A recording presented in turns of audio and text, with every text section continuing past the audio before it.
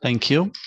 So I'm gonna talk today about the spectroscopy and polarimetry of the two gravitationally lensed quasars. And why are they important? Well, lensed quasars are a subset of AGNs that can be detected at very high redshift due to magnifications. And when we have gravitational lensing, they can help us in constraining the innermost structure of AGNs, particularly with probing the accretion disk and its temperature profiles, but also for measuring the size and investigating the kinematics of the broadline regions and for the supermassive black hole mass measurements. So for this talk, I'm gonna present a few results about the two lensed quasars we observed and how the gravitational microlensing and microlensing influences the polarization signature. So we start with the quasar SDSS J1004, and it is a 4-image lens system with on the right side here components A, B, C, and D, and with 15 arc-second separation between the components. It was discovered back in 2003, and it was notable for the high variability of the blue wing in the C4 line. We used the 6-meter telescope of the Special Astrophysical Observatory of the Russian Academy of Science with 2 modes. Earlier observations were using a multi-pupil fiber spectrograph. So those are these 2 boxes here in the image. And we also used the long slit observations with Scorpio and Scorpio 2. So in the unpolarized mode, we had in total 6 epochs from 2007, 2008, and 2018. Data reduction was done accordingly as for using the prescription from Afanasiev and Moiseev from 2005 and Afanasiev and Amarkanian 2012. And in the polarimetry mode, we used the Scorpio and the Scorpio 2, the upgraded one, spectrograph. And in the polarized light, we had in total 8 epochs from 2014 to 2017. And here the green lines show the slit positions of the components. So we had, for each slit, we had 2 components that we observed simultaneously. Now here we can see the broadband spectrum of each components here. And we can see that in 2008, we had a very strong amplification of the blue wing in the C4 line. And we can also see here as well that the line profiles are highly variable on the course of this span of 10 years. Now, when we turn into the time variability of the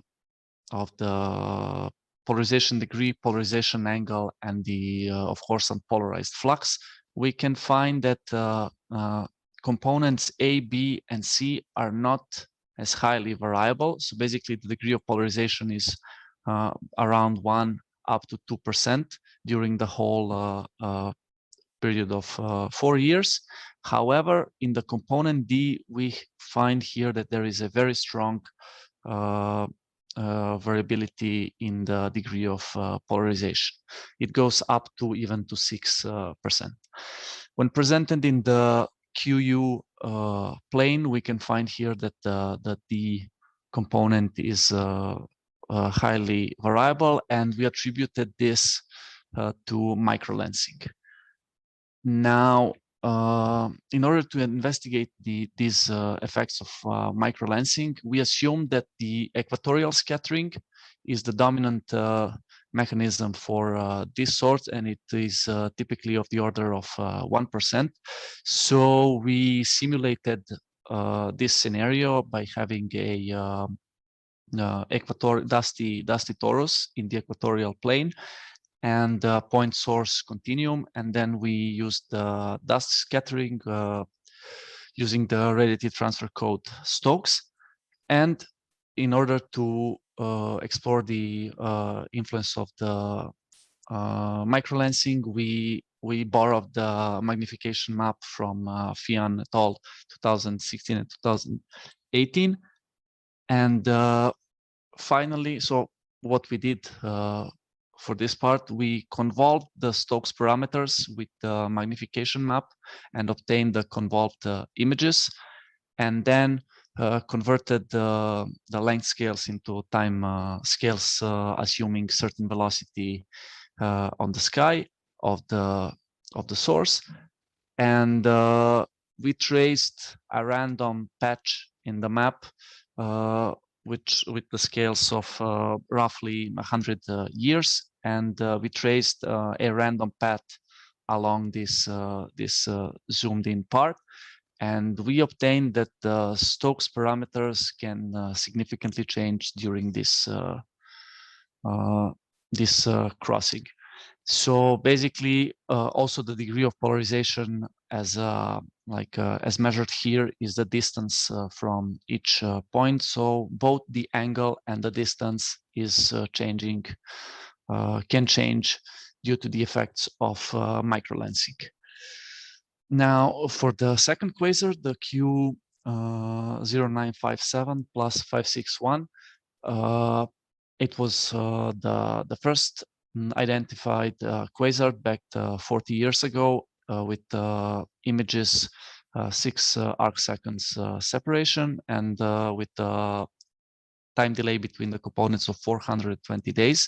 So we observed this system because we know that it is that the dominant mechanism for this one is the macrolensing. So the lensing galaxy is the major influencer here, and here are the observed spectrum. We use the same, of course, equipment as before, Scorpio 2 spectrograph with the double Wollaston prism, as Elena described in the previous talks. And here are the full plots for this object. So basically, we have that the Q and U parameters are wavelength independent, or there's a very low wavelength dependency. However, the degree of polarization in each of the component is different, so they differ by roughly 0.02 or even 0.5%, and the angle change for this object is around 25 degrees. So when we overplot these values on the radio image here, we see that the polarization vector is closely perpendicular to the jet axis in component A, and in component B is deviating by around 30 degrees from the jet axis. So in order to investigate also this part, we modeled this scenario, and we took an ellipsoidal source with the total integral vector of polarization being perpendicular to the major axis, and we run it through the lens system, and then we obtain these two images. We find that the angle between the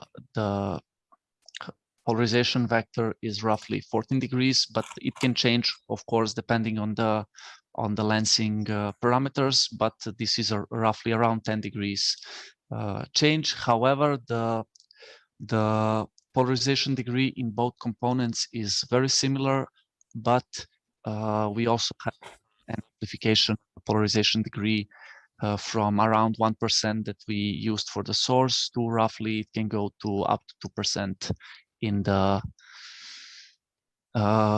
components after the strong after macrolensing.